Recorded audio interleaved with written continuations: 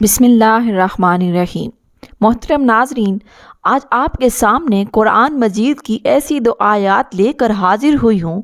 اگر انسان صدق کے دل کے ساتھ ان کا معمول بنا لے تو پوری زندگی میں کبھی بھی انسان کو کوئی نقصان نہیں پہنچے گا۔ اللہ نے خود اس وظیفے کی قسم کھائی ہے کہ جو بندہ یہ وظیفہ کر لے گا اس کے گھر سے تمام مشکلات، پریشانیاں، بیماریاں ختم ہو جائیں گی۔ محترم ناظرین، اگر کسی انسان پر اللہ کی جانب سے تنگ دستی آتی ہے تو سارا جہان اس کے پیچھے لگ جائے کہ میں نے اس کو نقصان پہنچانا ہے، سارا جہان اس کے پیچھے لگ جائے کہ میں یہ بھوکا مر جائے، سارا جہان اس کے پیچھے لگ جائے کہ میں نے اس کو ذلیل کر دینا ہے۔ خدا کی قسم، ان دو آیات کے اندر چھپا ہوا راز ایسا راز ہے، اگر انسان صدق کے دل کے ساتھ اللہ پر اعتماد اور بھروسہ رکھ کر ان آیات کا وظیفہ کرے، صرف 7 مرتبہ پڑھ لے، اللہ رب العزت اس انسان کے راستے سے تمام مشکلات کو ختم کر دے گا۔ اپنے ہاتھوں پر یہ وظیفہ کر کے آزما کر دیکھو۔ قرآن پاک کے اندر داخل ہو جاؤ۔ قرآن پاک کے اندر ہر مشکل کا اللہ تعالیٰ نے حل رکھ دیا ہے۔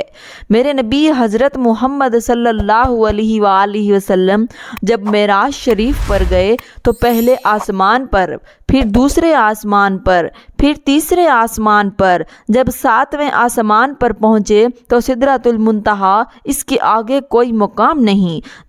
جب میرے نبی حضرت محمد صلی اللہ علیہ وآلہ وسلم ادھر تھے تو آواز آئی ایک دروازہ کھلا ہے، تو میرے نبی جبرائیل امین کے ساتھ اس وقت سدرۃ المنتہا تک پہنچے تھے۔ آپ کے ساتھ جبرائیل امین علیہ السلام بھی تھے۔ آپ نے پوچھا یہ کس کی آواز ہے؟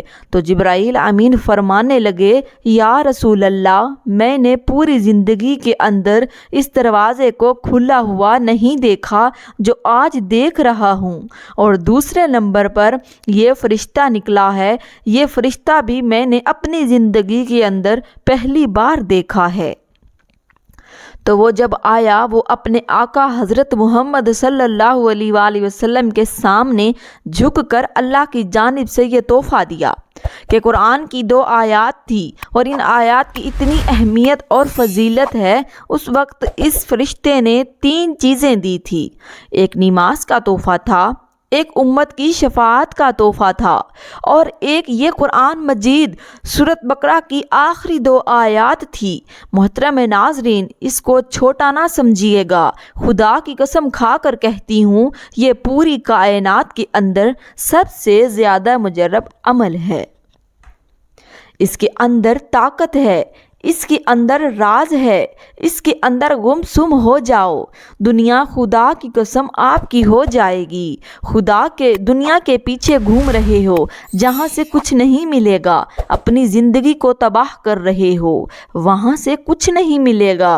اگر ملنا ہے تو اللہ کے قرآن سے سورۃ البقرہ کی آخری 2 آیات ایک دفعہ سماعت فرما لیجئے۔ بسم اللہ الرحمن الرحیم۔ آمن الرسول بما انزل علیہ من ربہ والمؤمنون کل آمن باللہ وملائکتہ وکتبہ ورسلہ لا نفرق بین احد من رسلہ وقالوا سمعنا واطعنا غفرانک ربنا والیک المصیر۔ لا یکلف اللہ نفسا الا وسعها لها ما کسبت وعلیہ ما اکتسبت ربنا لا تؤاخذنا ان نسینا او اخطأنا ربنا ولا تحمل علینا اصرارا کما حملته علی الذین من قبلنا ربنا ولا تحمل ما لا طاقة لنا به واعف عنا واغفر لنا وارحمنا انت مولانا فانصرنا علی القوم الکافرین۔ محترم ناظرین، ایک روایت کے مطابق قرآن مجید میں یہ سورۃ بقرہ کی آخری 2 آیات ہیں، ان کے اندر سب سے زیادہ طاقت ہے۔ قرآن پاک کی آیت مبارکہ کو آپ نے 7 مرتبہ پڑھنا ہے۔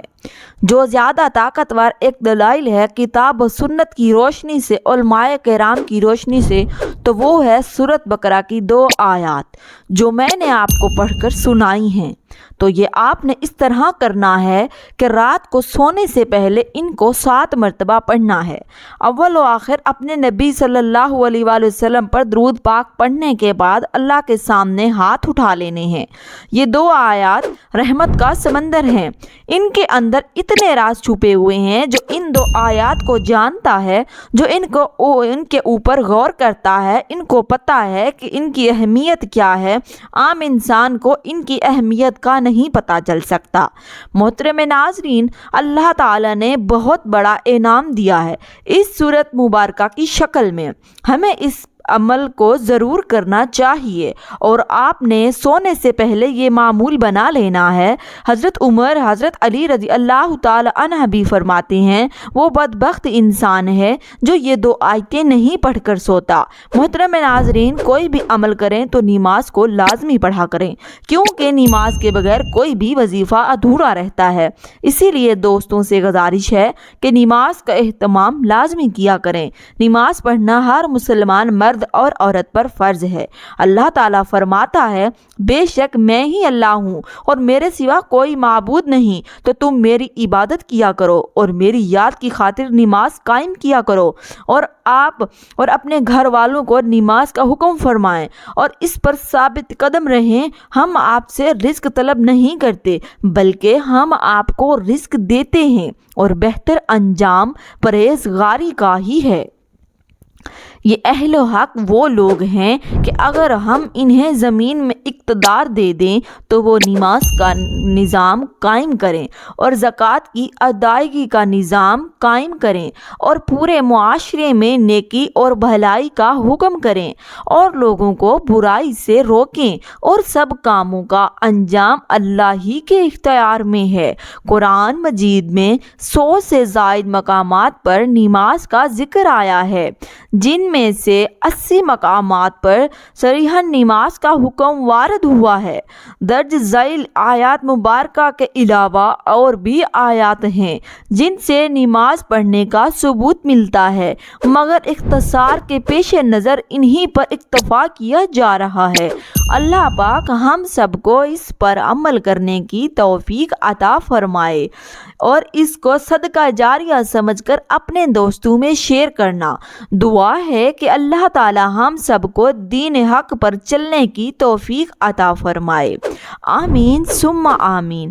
تمام دوستوں سے گزارش ہے کہ اللہ تعالیٰ کے 99 ناموں میں سے ایک نام کمنٹ سیکشن میں ضرور لکھیں۔